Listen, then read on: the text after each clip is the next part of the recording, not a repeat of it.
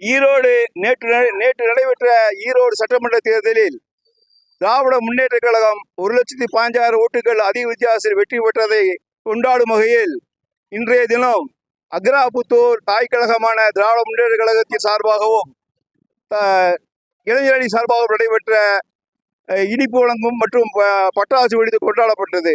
மேற்கண்ட நிகழ்வில் அனைத்து நிர்வாகிகளும் இளைஞரணி தம்பிமார்களும் கலந்து கொண்டு சிறப்பித்தனர். நன்றி.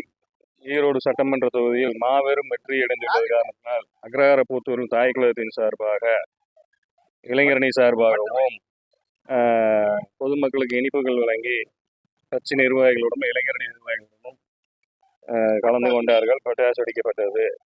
இது நமக்கு 2026க்கு முதல் அடித்தளமாக மாபெரும் வெற்றி கொடுக்கக்கூடிய ஒரு வெற்றி கிடைத்துள்ளது.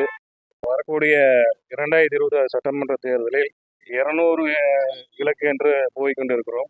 234ஐயும் அடையக்கூடிய வாய்ப்பு எங்களுக்கு கிடைத்துள்ளது.